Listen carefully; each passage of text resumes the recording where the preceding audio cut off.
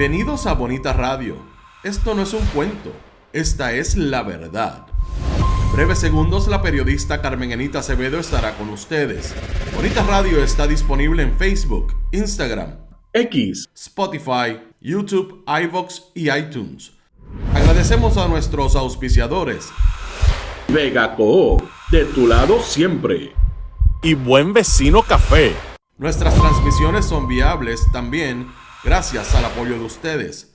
Pueden enviar sus donativos accediendo a bonitaradio.net. Allí podrán realizar su aportación a través de PayPal o tarjetas de crédito. También pueden realizar su donativo por ATH Móvil Negocios a la Fundación Periodismo 21. O pueden enviar un cheque o giro postal a PMB número 284, P.O. Box 194000, San Juan, Puerto Rico 00919-4000. Bonita Radio, esto no es un cuento, esta es la verdad. Con ustedes, la periodista Carmen Enita Acevedo, en directo desde el estudio Roberto el Indio Acevedo.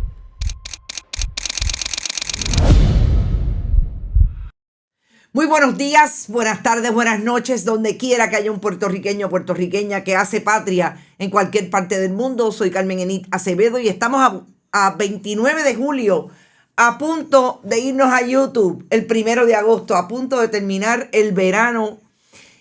El próximo 31 de julio, difícil la semana, sobre todo el viernes para la familia Pierluisi.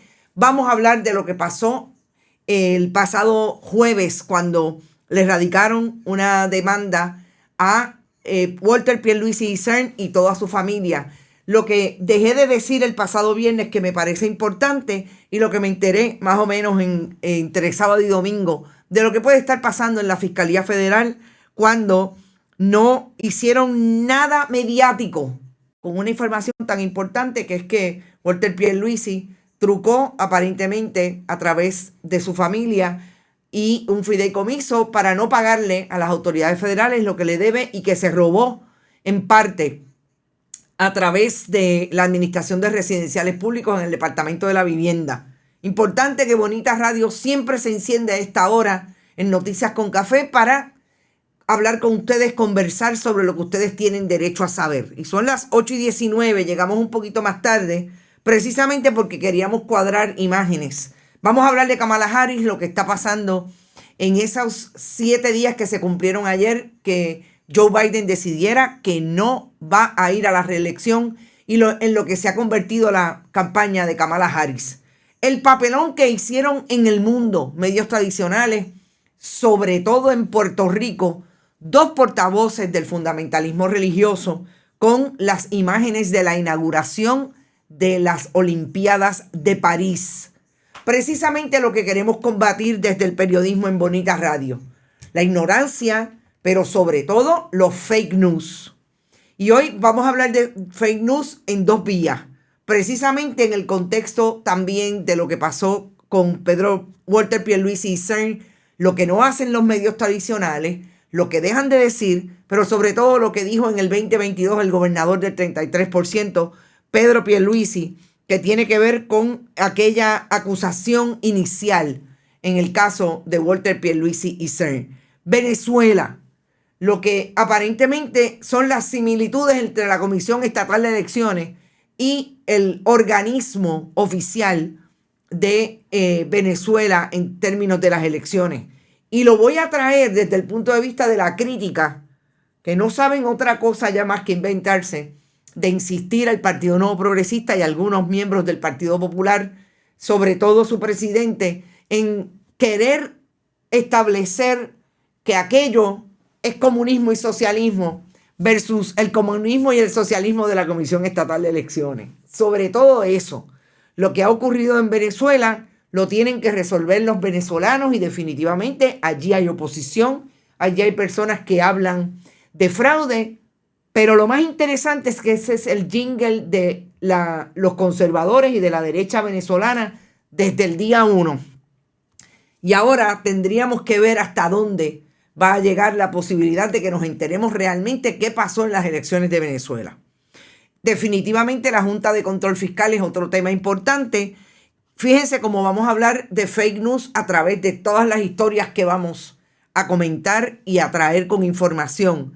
Y es precisamente lo que trata de hacer la Junta de Control Fiscal yendo a impugnar la Ley 10 sobre medición neta con un lenguaje de propaganda y demagogia de que está defendiendo a aquellos consumidores de energía eléctrica en Puerto Rico que no tienen placas solares.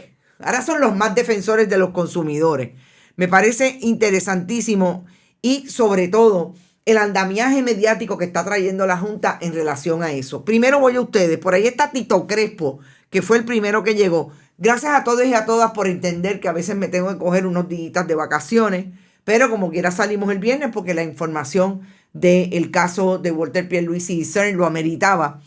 Y a todos los que estuvieron por ahí pendientes a las historias que publicamos desde el viernes. También está por ahí Miguel Pérez Velázquez, Humberto López Rodríguez, Brenda Gómez Reyes, Carlos Santos, Rigoberto González, Héctor Ortiz, Evelyn Torres, Polo Quiles, Efraín Borrero, Tony Lugo, gracias por estar, Hilda Rodríguez, Iris Casanova. Irisita Delgado me estaba ya hostigando que donde yo estaba.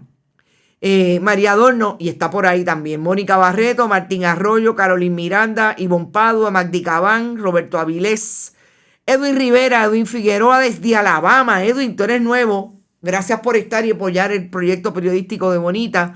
Norma Iris, Ilimo Santos, Mildred Lozada, Julia Mer Rodríguez Pombar, Domingo Delgado, Gabriel Quiñones, María Cruz, todo el mundo. Siéntanse siempre bienvenidos y saludados a Bonita Radio. Nicolás, Gladys Esther, Daniel del Valle. Vamos a las informaciones. Vamos a empezar precisamente por el tema de Walter Pierluisi. Bueno, no, vamos a empezar con el tema de Kamala Harris. Yo creo que es el tema más corto.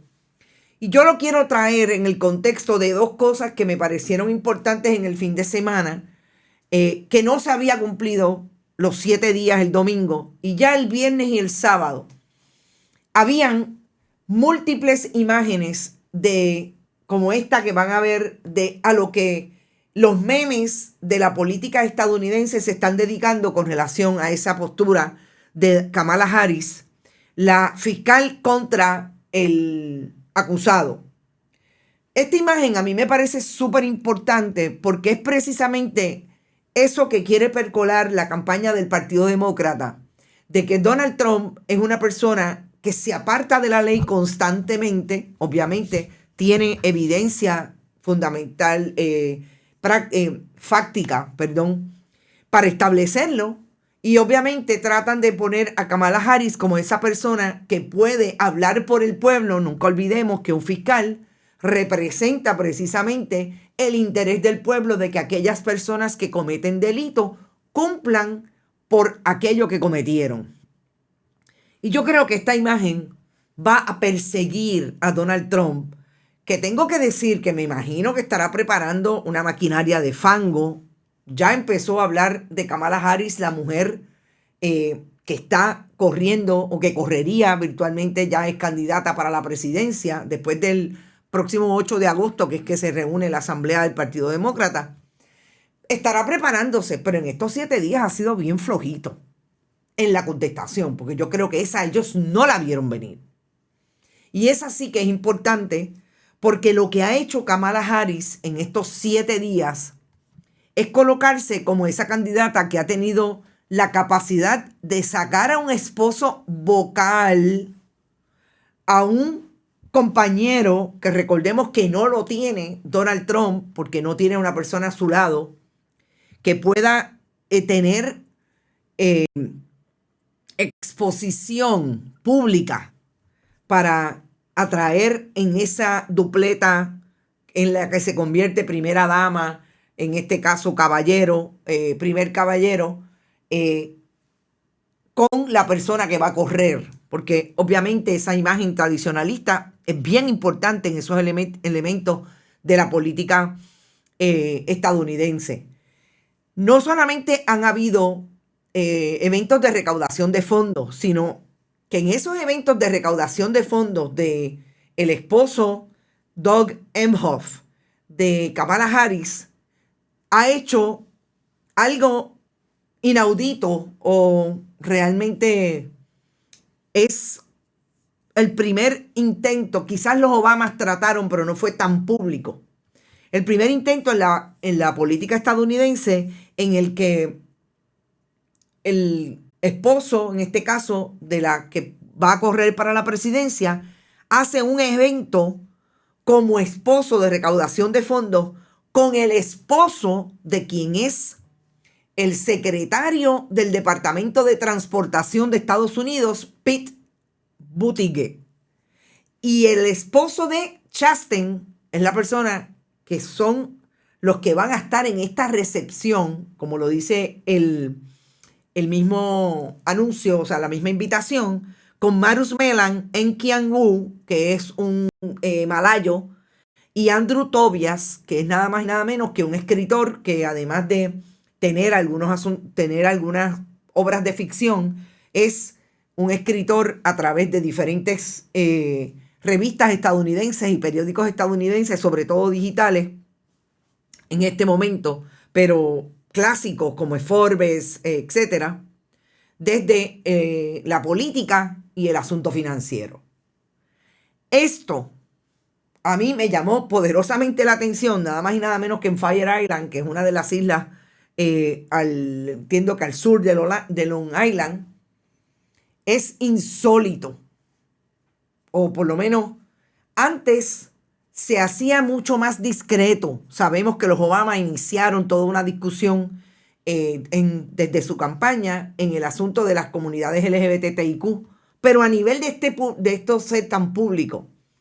Y he visto a Don Emhoff hablando con el discurso de la comunidad LGBTIQ y de la revolución, de lo que ellos llaman las libertades de la función reproductiva de las mujeres. Porque fíjense que dejaron atrás la palabra aborto, porque esa es la que enajena, sobre todo a personas que son cristianas y que no creen necesariamente en el derecho a decidir o que las mujeres deben tomar decisiones sobre su cuerpo, pero realmente cambiarle el principio, porque finalmente el aborto es el evento que se da y que utiliza el fundamentalismo religioso para hablar mal del derecho a decidir de las mujeres. Pero aquí de lo que se está hablando es del derecho a decidir. Así que me parece súper importante desde el punto de vista de Kamala Harris y de esa campaña, que han recogido $200 millones en 7 días. Perdón, en 5 días, porque esa es la imagen, la información que trajo Político, la publicación progresista del periodismo estadounidense digital. $200 millones en 6 días, en 5 días, porque fue el viernes. Y Donald Trump recogió 112 en el mes de junio. 5 días, 200 millones. 30 días, 112 millones. Esto se está poniendo bien interesante. Así es que quería tocarlo porque creo que este nivel de rapidez de esa maquinaria nos pueden decir 2 cosas. Y me parece, y le voy a dar saludos, Cherecaro, qué bueno que estás por ahí. Heidi Ramírez, Rosa Banch, te envié el cheque. Recuerda, gracias por tu donativo a nombre de Onda Virtual. Gracias por estar y apoyar nuestro proyecto. Pero siempre tiene que ser para que Bonita lo pueda cambiar a nombre de la corporación dueña que es Onda Virtual. Y lo más importante para mí también es, y en esto le voy a dar el crédito a lo que la conversación de un almuerzo dejó a un gran amigo con Rodrigo Tegroboico y su tía. Y es precisamente si todo esto estaba organizado desde el día 1 que el Partido Demócrata se dio cuenta que, y no necesariamente en el 2024, que Joe Biden podía tener problemas para la reelección por el nivel de deterioro de su salud, sobre todo neurológica, que estaba entrando en un periodo de la vejez que podría afectar su participación y su proyección en unas próximas elecciones. Ustedes saben que a Kamala Harris lo hablábamos, lo discutíamos, qué distante está de la conversación de la política estadounidense, y era la vicepresidenta de ese país, o es la vicepresidenta de ese país.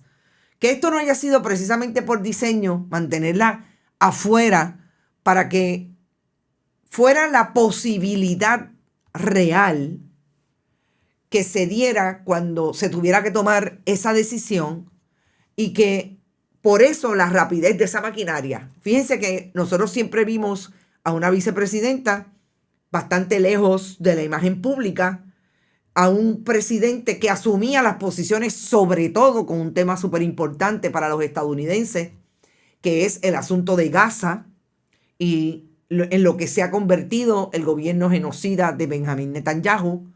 No participó Kamala Harris de la pasada presentación en el Congreso de Estados Unidos de Benjamín Netanyahu, alegando asuntos de calendario. No, esto no es así tan sencillo.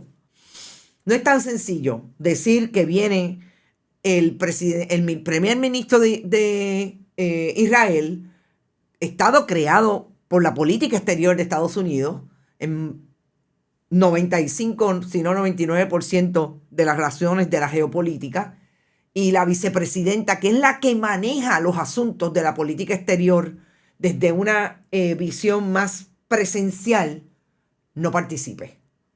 Recordemos que los críticos de Benjamín Netanyahu no participaron, Nancy Pelosi, Alexandria Ocasio-Cortez, entre otros estadounidenses, pero sobre todo los que participaron, como Rashida la Tlaib, si no me equivoco, es el apellido, participaron con imágenes de llamando incluso genocida y criminal de guerra a Benjamín Netanyahu. Así es que esto está interesante. No sé hasta dónde, y esta es la imagen de la semana pasada, hasta dónde esto pueda ser cierto, pero yo pensaría que podría tener ese análisis, podría tener visos de realidad en lo que está pasando en Estados Unidos, cuando vemos que ha sido tan rápido que se ha movido esa maquinaria. Por último, 170,000 voluntarios en 5 días ha organizado Kamala Harris para su presidencia, y uno de esos videos es este, en Georgia, el video de la presentación que tuvo su campaña buscando voluntarios. Esto también me llama la atención. Llegó, fue al Congreso a aplaudir a Netanyahu. No la vi, pero no lo dudo. Saludos, José Jiménez. Nel Ritz boicota al Canal 11 por querer traer a Cobo por 3 meses para lavarle la cara a los corruptos del PNP. Nel Ritz. Interesante. Y quizás vamos a empezar a hablar del asunto de los fake news, precisamente con esa línea que trajiste. Pero déjame primero hablar de Venezuela. Lo que pasó anoche, recordemos que en Venezuela habían 10 candidatos, pero obviamente había una oposición que estaba circunscrita en 2 candidatos, vicepresidente y presidenta y vicepresidente, Marina Collado y Edmundo, digo el nombre ahora mismo. A mí me pareció importante que desde ayer el movimiento conservador y de derecha, que Edmundo González Urrutia y María Corina Machado estuvieran con el jingle, el lema de que el problema en Venezuela en esta elección era que se iban a robar las elecciones. Eso es importante porque ustedes saben que nosotros en el 2020 vivimos un asunto relacionado con la Comisión Estatal de Elecciones, y yo no vi ni a Victoria Ciudadana ni al Partido Independentista, que venían de minoría. Y no voy a nombrar el Partido Popular porque siempre he dicho que esa es la Alianza Violeta y estaban muy de acuerdo en que no participaran los emergentes. Yo no vi a ninguno estableciendo que se iban a robar las elecciones. Yo creo que esa era la suspicacia que tenía la gente y que se avivó desde la primaria, porque hubo primarias y secundarias. Y en la primaria, en la primera vuelta, perdía Tomás Rivera Schatz, y en la segunda, y fue él el que propuso que se suspendieran por los supuestos problemas con la pandemia y la desorganización de aquella Comisión Estatal de Elecciones, y en la segunda participación ganó. Pero yo nunca vi un diseño, una expresión puntual de parte de, en este caso, los partidos emergentes, en el caso de Victoria Ciudadana, ni siquiera en Proyecto Dignidad, ni del Partido Independentista, que ya es un partido tradicional, que tiene experiencia en la elección cada 4 años, decir y mantener esa línea de que se querían robar las elecciones. Obviamente, los resultados colocaron a personas como Manuel Natal diciendo precisamente: me robaron la elección en San Juan. Y hay múltiples informaciones que nos podrían dar esa línea, pero Victoria Ciudadana, y tengo que decirlo, el equipo de Manuel Natal falló en llevar la evidencia al tribunal. Y yo creo que en ese sentido, pues ahí hay un problema. Si usted sabe que la suspicacia está ahí, después de la primaria, usted tenía que tener la evidencia. Y yo sé de mucha gente que tiene información, pero no se la llevaron al tribunal. Y eso es un problema. Tenía que llevársela para que hubiera una decisión. Y en ese sentido colocaron a un presidente de la Comisión Estatal, hoy contratista del Departamento de la Vivienda, Francisco Rosado Colomer, a poder decir: hubo todo esto, pero nunca nos trajeron la evidencia. Claro, no era él. Era él en principio, pero también era el tribunal. Y en este caso, la oposición de estas personas que son allegados a los discursos neoliberales y a las posturas políticas a veces financiados por el gobierno de Estados Unidos. Y eso, mire, no puede negarlo nadie. Desde el día 1 en que ha habido oposición a cómo se ha desarrollado la política en Venezuela, definitivamente siempre ha habido participación, como en otros países latinoamericanos, de que las posturas de Washington se vean colocadas en aquella oposición. Finalmente, eso ha pasado en la historia venezolana, no necesariamente o no únicamente con Nicolás Maduro, pasó con Chávez y con todos los demás.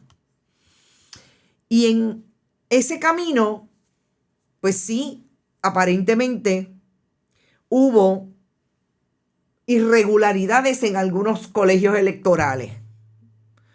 Recordemos que esto no es 1 millón de votantes. Aquí hay 9 millones de personas que se estimaba que pudieran ir a votar y aparentemente fueron un poquito más de 9 millones de personas.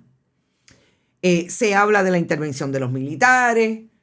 Todo eso, lo que a nosotros nos llega, tengo que decir que es por voz de algunos oficialistas y hay otros oficialistas como pueden ser los medios de comunicación del Estado que se producen. Recordemos que Nicolás Maduro no es tan mediático, pero Chávez fue bien mediático en su presidencia y tenía canales que reproducía programas todos los días de él hablando con la población. Algo que más tarde vimos como AMLO lo hizo. Así es que, dice Modesto Martínez Arcelay, la evidencia estaba, el tribunal no accedió al recuento. Yo difiero. La evidencia de que te robas las elecciones no es el 1 más 1 necesariamente. Es, por ejemplo, lo que yo sé que pasó en San Juan, porque tuve información y la traje en aquel momento, de lo que pasó en San Juan con asilos de personas de edad avanzada, con égidas, como lo que está pasando o lo que pasó en la pasada primaria, que iban y le cogían el voto a la gente y los ponían a votar por uno u otro candidato. Esa era la evidencia que a mi juicio le podía dar la posibilidad a una nueva elección en San Juan. Esa evidencia no la trajeron. Así que, Modesto, difiero de ti en ese sentido. El MBC tenía que defender con fervor todo, dice Yanni, el chanchullero de ilegalidades en las elecciones del 2020. Fallaron en eso y lo sabemos mucho, dice Yadi. Esa es la información que yo tengo, pero bueno, sigamos. Así que nosotros al día de hoy no sabemos a esta hora si lo que en efecto dijo la comisión, lo que es la Comisión Estatal de Elecciones en Puerto Rico, que es el organismo oficial del Estado en Venezuela, que al 80% del conteo de votos, Nicolás Maduro ganaba por un 51%. Como quiera me parece bajo. Pero eso es lo que dicen hasta ahora. ¿Qué dice Edmundo González Urrutia? Los venezolanos y el mundo entero sabemos lo que ocurrió en la jornada electoral. Aquí se han violentado todas las normas al punto de que aún no han sido entregadas la mayoría de las actas.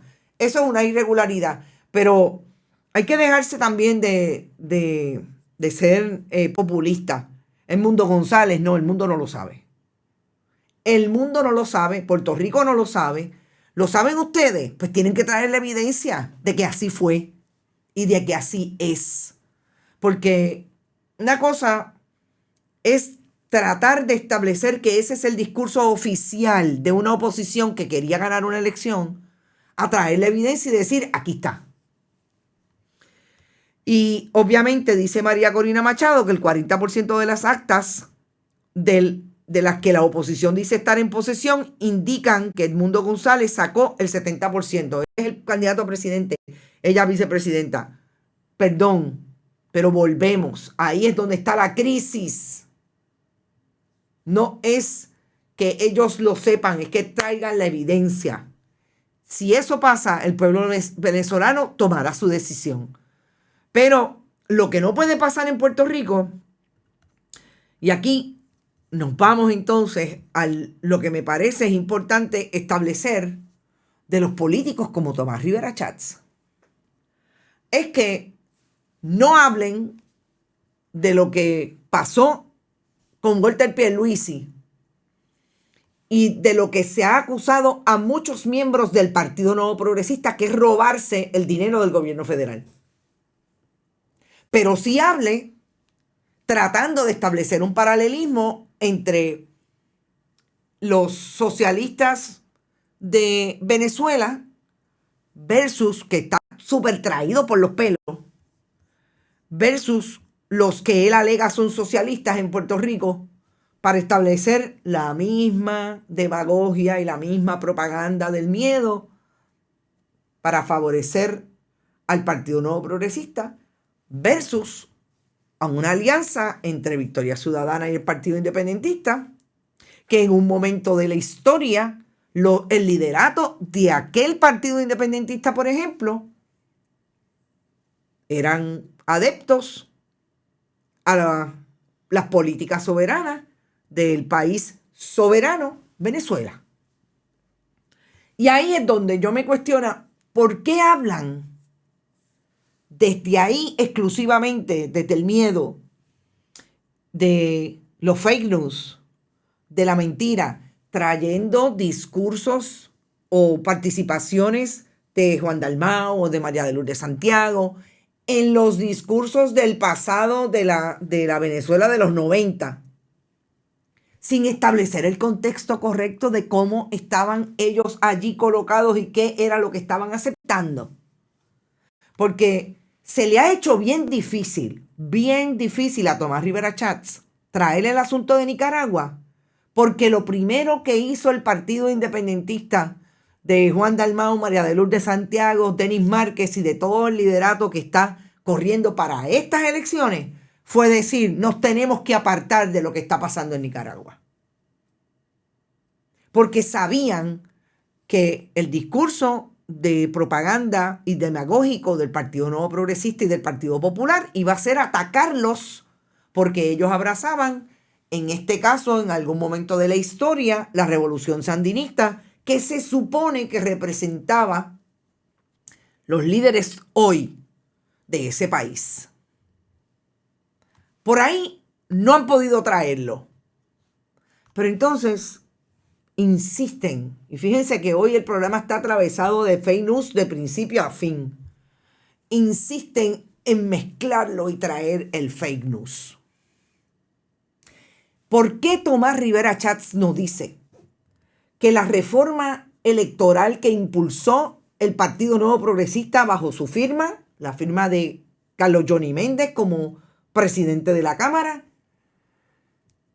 y que catapultó Wanda Vázquez Garcet cuando firmó la nueva ley electoral, le quita los poderes autonómicos, por llamarlos de alguna manera, que tenía la presidencia de la Comisión Estatal de Elecciones y pone a la Comisión Estatal de Elecciones a merced de aquel o aquella que en una elección gane más votos íntegros?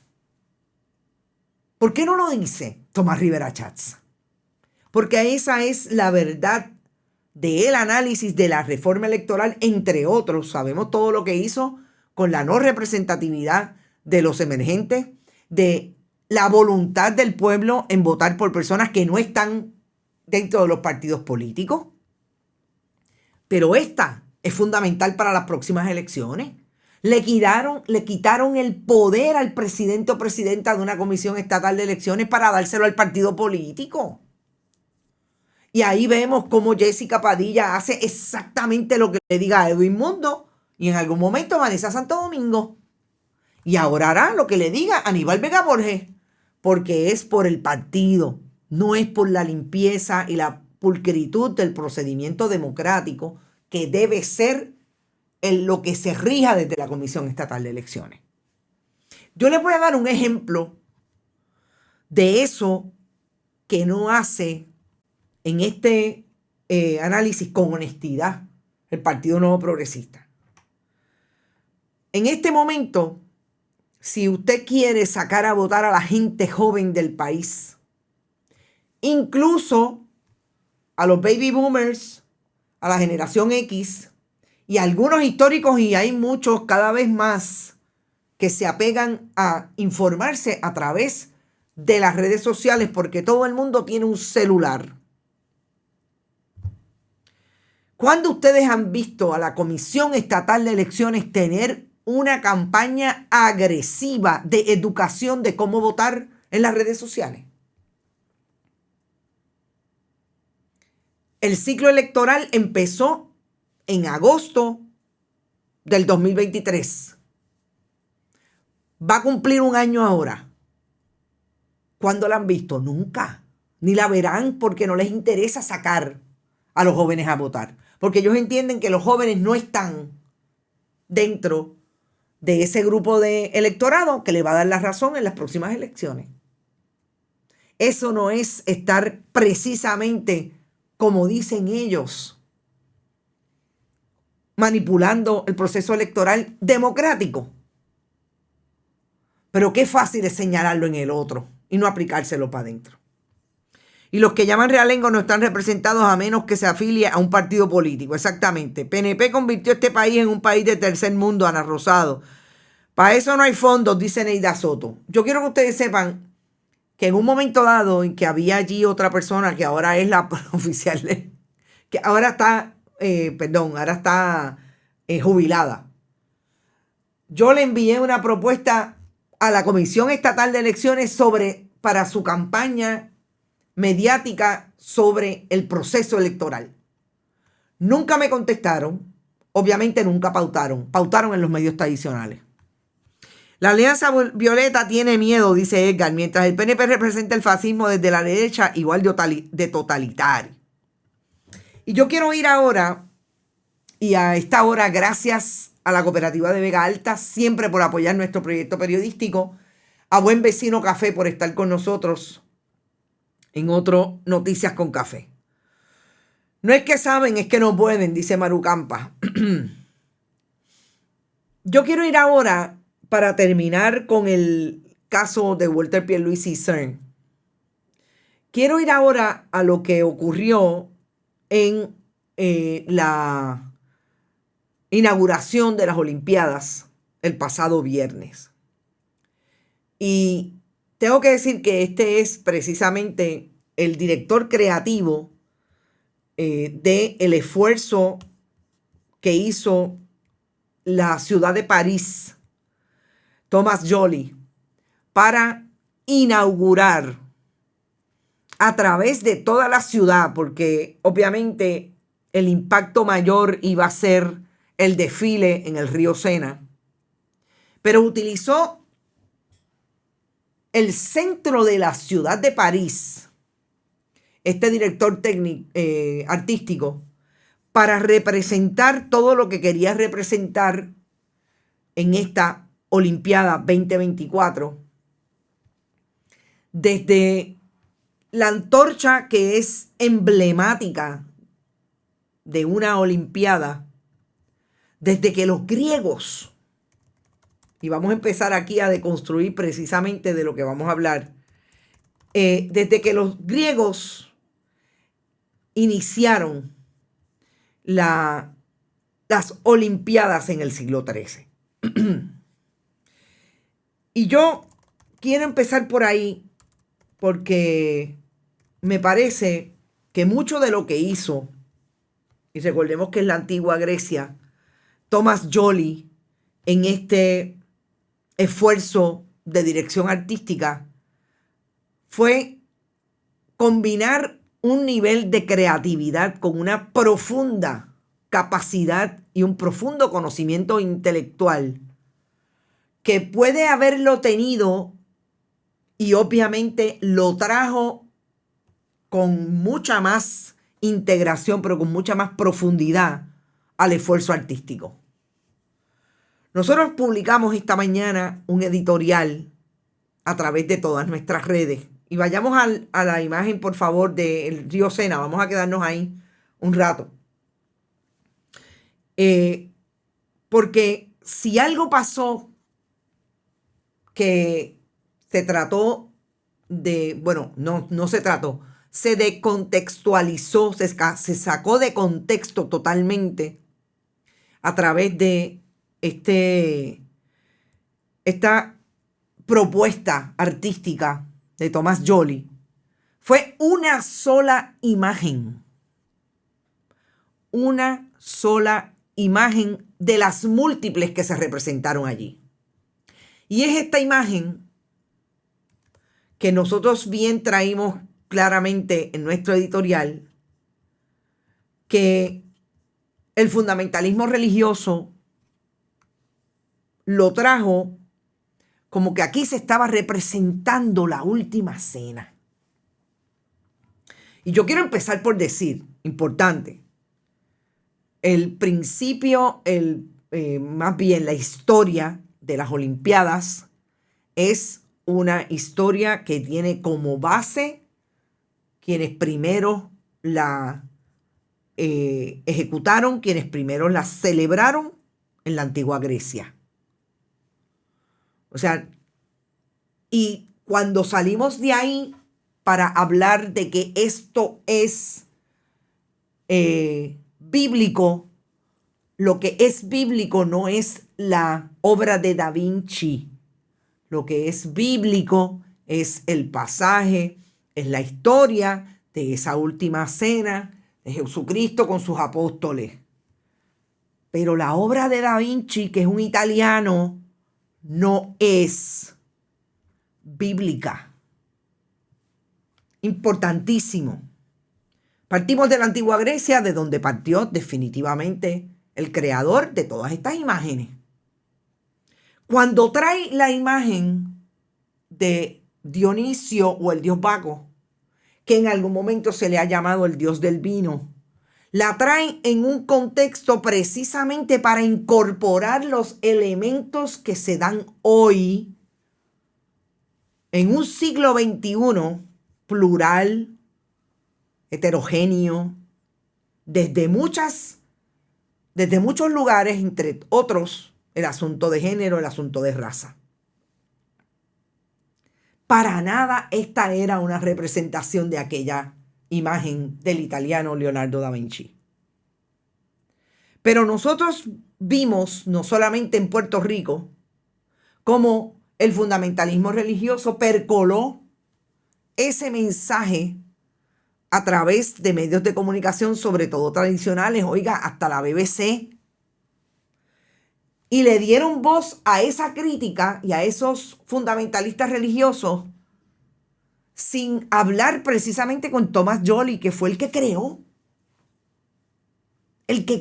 estas imágenes. Así que el mensaje inmediatamente se tomó desde esa fuente, se empezó a repetir y llegó al punto, Fox, ni les cuento, que siempre habla desde ahí.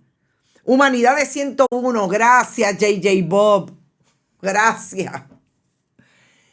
Y llegó al punto en que los organizadores tuvieron que detener el mensaje diciendo nos disculpamos. Y NBC, que es la reproductora de la inauguración completa, sacó el video, pero recordemos que a NBC usted puede entrar pagando a través de Peacock, que era el que tenía los derechos, y puede ver la inauguración allí. Pero lo que colocaron en YouTube, en efecto, desaparecieron el video. ¿Y por qué ustedes creen que lo hace? Porque el fake news fue tan fuerte que no tuvieron capacidad de detenerlo a tiempo y siguió repitiéndose el mensaje y llegó a establecer desde el fundamentalismo religioso de René Pereira, el pastor de Ponce, y de Joan Rodríguez Bebe, a pedir la cabeza de todos aquellos que habían hecho esa barbaridad de utilizar la Última Cena. Vuelvo y repito, la Última Cena, la obra de Leonardo da Vinci. La escena es bíblica, en la historia bíblica está ahí, pero la representación no es bíblica, es de Leonardo da Vinci, por favor. En ese sentido, JJ Bob, Humanidad de 101. Pero pónganle que haya una persona en Río Piedra que escucha y ve a Joan Rodríguez Bebe reproduciendo el mensaje demagógico, fake news, de propaganda, y no ha tenido la oportunidad de en efecto coger Humanidades 101 en la Universidad de Puerto Rico en Río Piedra o en cualquier otra universidad de educación superior en Puerto Rico. Muy cierto, del ridículo no se regresa, exacto. Y se lo creyó, porque eso es lo que buscaba Joan Rodríguez Bebe. Y yo digo en el editorial, René Pereira, que es súper hostil en su discurso, súper hostil. Él habla él repite los talking points que le entregó, me imagino que Joan Rodríguez Bebe, y que le entregaron ya a Javier Jiménez, el asunto del socialismo woke. Bueno, es una cosa increíble, porque no hay profundidad para nada en el discurso. Es sencillamente repite a los Goebbels. Y en este nivel de hostilidad piden boicot, hicieron todas las cosas que pidieron y ninguno entró a definir lo que históricamente representa las Olimpiadas y las imágenes que estaban reproduciéndose allí, incluidas las de María Antonieta y la guillotina. Y siguen repitiendo. ¿Por qué? Porque lo único que les interesa es el like y la posibilidad de llegar a sus huestes que se crean la mentira y puedan hablar en el próximo culto, en el caso de René Pereira en Ponce, de lo que hace la gente que es diferente en Puerto Rico. Y esta es la gente que es peligrosa en el manejo de los fake news, que insisten en utilizar los mecanismos que se están utilizando desde esos espacios. Una Joan Rodríguez Bebe que insiste en decir que ellos representan la protección de la familia, pero se atreven a mentirle a sus audiencias sin establecer el contexto correcto de desde dónde estaba hablando el artista que trajo la imagen del bacanal. precisamente en esta imagen que no tiene nada que ver con la última cena. Ahí tienen al Dios Baco. Y cuando esto ocurre, gente, créanme que estamos definitivamente en ese momento en que tenemos que estar de frente bien claro de quién nos habla y con qué capacidad nos habla. Y si usted no sabe y usted no tiene por qué saber, claro que no, yo no me la sé, yo no me lo sé tampoco, tengo que estudiar muchas cosas de las que no sé, pero yo no voy a abrir la boca si no sé. Y me puedo equivocar y tengo que ser tan honesta de que si me equivoco tengo que traerlo ante ustedes. En esta me equivoqué y esta no puede ser. Esta no es lo que dije. Pero ¿qué hizo Joan Rodríguez Bebe y René Pereira? Ninguno de los dos echaron para atrás. Todo lo contrario. Y como dice uno de ustedes, del ridículo no se regresa. Pero tengo que decirles que mucha de la gente que le contestó a René Pereira y le contestó a Joan Rodríguez Bebe, le dijeron a ella disparatera y a él dónde estaba la defensa que él iba a hacer de los niños y las niñas, de los pedófilos que han vivido en las instituciones religiosas, tanto de las Cristo Inc. y de la Iglesia Católica. Pero sobre todo a ella le dijeron, no seas disparatera, vete a estudiar y habla y entiende de dónde salen las Olimpiadas. Yo insisto en el editorial, si es desconocimiento, me parece que ninguno de los dos debería estar en los lugares en que está. Yo conozco mucha gente que son nacidos y criados en una institución religiosa, que son pastores y pastoras, que son líderes de iglesias en Puerto Rico, sobre todo de las históricas. Muchos miembros de la Iglesia Católica, sacerdotes, monjas, con una capacidad intelectual increíble porque se expusieron y son personas que estudiaron formal o informalmente. Y se estudia informalmente desde la lectura, desde la conexión con otras personas. Ahora, para eso hay que tener apertura y estudiar los clásicos, pero estudiar la evolución de los clásicos hasta el día de hoy. Para eso hay que tener mucha actitud de querer aprender, no de que querer llegar al poder, no importa si le miento a quienes me están escuchando. Y yo creo que esa es la diferencia grande con este fake news desde René Pereira y Joan Rodríguez Bebe. ¿Qué es lo que quieren? Yo me imagino a René Pereira ayer repitiendo la mentira y la mentira y la mentira en su iglesia de Ponce. Que de hecho no es una Cristo Inc., pero ha convertido a la iglesia histórica evangélica en que fundó su padre en una Cristo Inc. Y habla desde ese fundamentalismo religioso que lo único que quiere es acceder al poder y pasar el cepillo. ¿Cómo se diferencia un pastor que habla desde la mentira de un político que habla desde la mentira? Pues mire, la única diferencia es que el diezmo él lo recoge los domingos.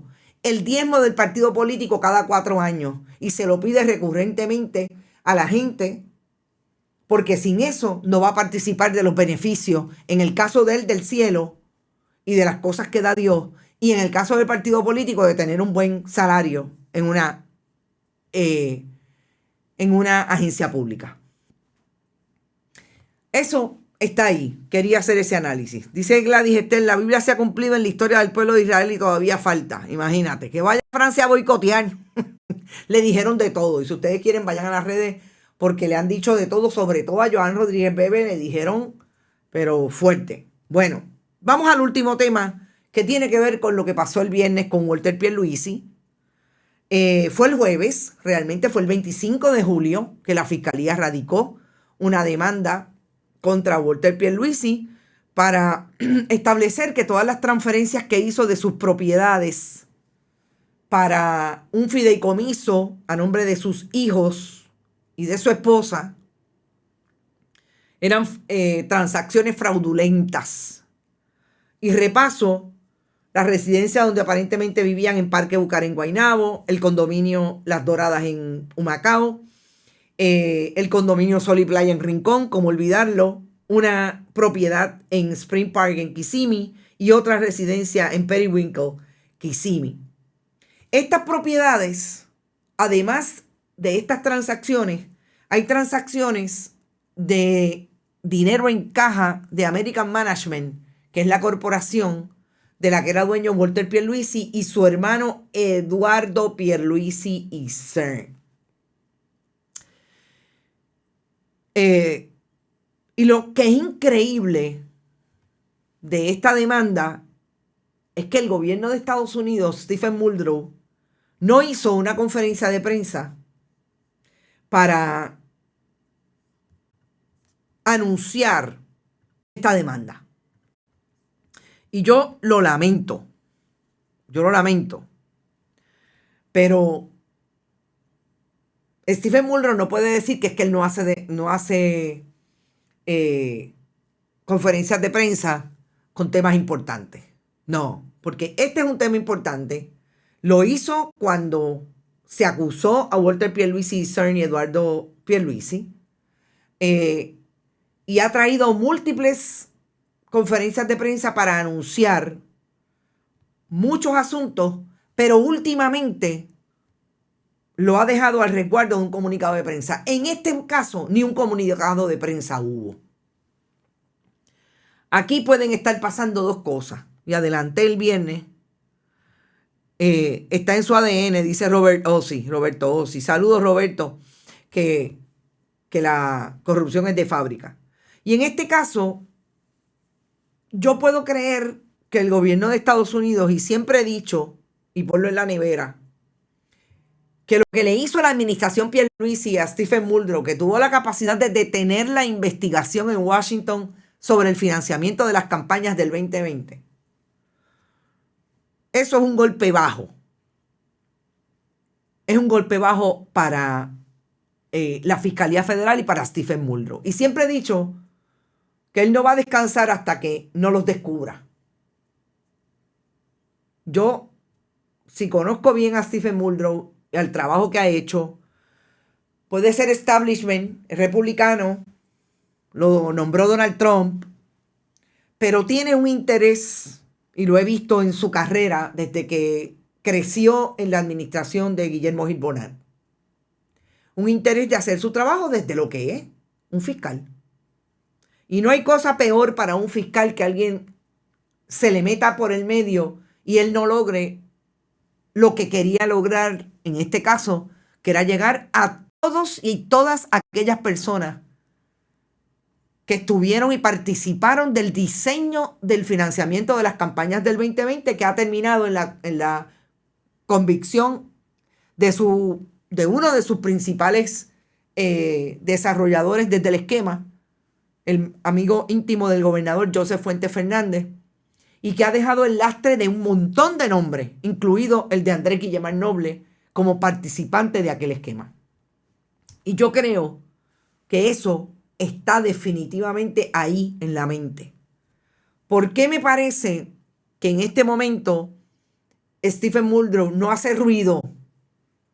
Porque hay intervenciones en Washington que obviamente él tiene que jugar con eso, son su jefe, lo pueden sacar mañana sin ningún problema. Hay demasiadas personas en que él sabe que están involucradas. O quería hacerlo tan y tan bajito para que Walter Pierluisi y Eduardo Pierluisi entiendan que si tienen la posibilidad de trucar, como según la demanda trucaron en el caso de Walter Pierluisi, para esconderle bienes al gobierno de Estados Unidos y no cobrar los 3.5 millones que tienen que cobrar, si hicieron a sabiendas y siguieron utilizando el sistema porque tuvieron la posibilidad de declararse culpables sin cooperar, le van a acusar hasta el gato, hasta la perra, para ver si se mueven. Porque definitivamente el interés de Stephen Muldrow es llegar a donde tenga que llegar. Y Walter Pierluisi y CERN sabe que sabe mucho. Lo van a dejar en la inopia. Y me parece que eso está atravesado aquí. Definitivamente, yo vi la cara de uno de los abogados, Osvaldo Carlos no estaba, de uno de los abogados que ha comparecido como abogado en este caso, cuando la compañera Melissa Correa lo entrevistó, Y estaba bien bajito. Yo no sé si es que él no estaba preparado. No, la fiscalía sabía que ese fideicomiso se había hecho. Perdóneme. Sabía que lo había hecho. ¿Y por qué acusaron un año más tarde? Y no acusaron cuando sabía que habían hecho las transferencias. Porque nosotros trajimos la evidencia y ahí está la evidencia de lo que pasó en Culebra en mayo del 23. Y ya se habían cambiado los directivos de esa corporación a la familia González Colla Pierluisi. Tenemos una sola imagen, señor director, y se la envié. Esto es en el 2015. Esta es la familia que está acusada completa: Walter Simón, Patricia, Marcia y Pedro y Walter Pierluisi y CERN, en uno de esos viajes que daban en el 2015, hace 9 años. ¿Por qué? Pero la otra pregunta, ¿por qué ningún medio tradicional habló de que se acusó a toda la familia?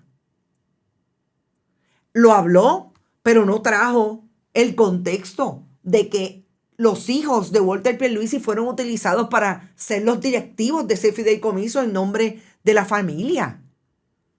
La esposa. Para tener todas esas propiedades gracias a préstamos que se hicieron, gracias a que se saldaron las hipotecas con el dinero de la corporación que dejaron vacía. Y que uno de los bancos que supuestamente se prestó según la demanda es el Banco Popular. ¿Por qué no quieren profundizar en eso? ¿Para qué? Para que dentro de un año, cuando si se hace algo con relación a este caso, entonces vengan a recordarlo. Yo creo que lo que hay que recordar aquí definitivamente es que, y lo voy a traer para terminar esta transmisión, lo que dijo el gobernador de Puerto Rico cuando en el 2022 lo confrontó la prensa, precisamente en un día de Barbosa, con las acusaciones y el rum de que Walter Pierluisi y CERN ya se metía en la intervención indebida con su gobierno desde el enero del 2021 para que toda la reconstrucción del área recreativa en la zona marítimo terrestre de Rincón y Sol y Playa se hiciera sin ningún problema porque él era el primo del gobernador. Vamos a escuchar lo que el gobernador dice en aquel momento que se le confrontó con el asunto de Sol y Playa. Tienes familiares como tu hermano, que lo indicó el miembro de la Junta. Lo primero que nada, estaba hablando de un primo tercero o cuarto mío.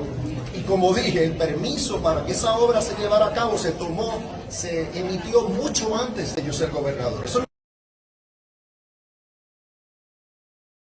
Usted tiene un familiar que es el director legal de la Oficina de Desarrollo Económico. No. Bueno, no sé. El sobrino de Walter Pierluisi no es el director de su oficina. Ahora mismo ni sé si ese es el caso. Pero, Gracias, gobernador. ¿qué tiene que ver eso con esto? Bueno, yo estoy hablando porque la persona que vive en ese condominio, que desarrolló ese condominio en el 1995, cuando Walter Pierluisi su primo. El allanamiento de la oficina. Yo realmente no tengo detalles sobre ese asunto.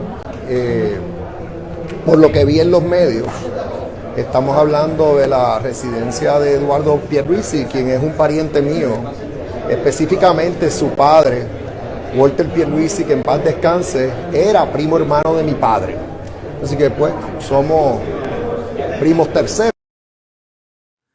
Bueno, ahí hay una secuencia de la primera, de cómo primero negó Pedro Pierluisi a su primo Walter Pierluisi y CERN, que compartían al nivel de esta imagen con sus primos, con sus padres y con sus hermanos, porque son primos hermanos. Que Pedro Pierluisi, más tarde, yo lo confronto en la Fortaleza, la única vez que me dejó hacerle una pregunta, porque todo lo demás me lo han negado. El gobernador le preguntó su intervención o la intervención de su gobierno en los permisos a Sol y Playa, y el gobernador intentó negarlo, pero nosotros le presentamos el documento. Que en la última intervención, cuando hubo un allanamiento a las oficinas de American Management, el gobernador de Puerto Rico, primo hermano de Walter Pierluisi y CERN, trató de negarlo diciendo que no sabía nada más que lo que había dicho la prensa. El problema de la familia Pierluisi y CERN es que ha querido estar recubierta, resguardada por lo que son las intervenciones del Departamento de Justicia, ninguna, el de Puerto Rico. Y una intervención del Departamento de Justicia de Estados Unidos a través de la fiscalía que tienen aquí, que fue detenida por los intereses de la familia Pierluisi en Washington. Ustedes juzguen.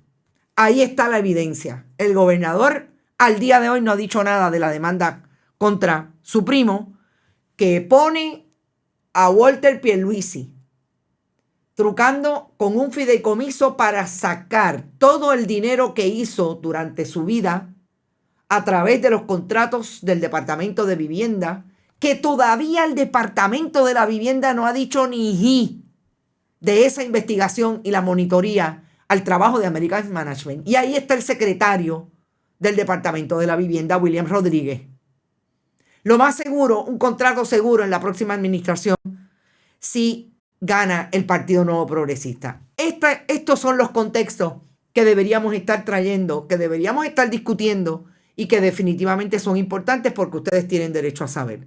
Yo me voy, mañana es otro día, recuerden, sigan todos nuestros contenidos, pueden donar a través de PayPal, tarjetas de crédito en bonitasradio.net, Bonitas Radio en ATH Móvil, Fundación Periodismo 21.com. Allí también pueden donar a través de PayPal, tarjetas de crédito, y la fundación también tiene una ATH Móvil, Fundación Periodismo 21. Gracias por estar. No se olviden, compartan todos nuestros contenidos. Sigamos en este intento de hacer periodismo comprometido con el país en medio de nuestra democracia. Gracias por estar y nos vemos mañana. Bonita Radio. Esto no es un cuento. Esta es la verdad. Este programa fue traído a ustedes por Vega Coop, de tu lado siempre. Y Buen Vecino Café. Y no olvide que puedes realizar sus donaciones a través de ATH Móvil en la sección de negocios como Fundación Periodismo 21. O puede acceder a nuestra página de internet bonitasradio.net y donar a través de PayPal o tarjetas de crédito.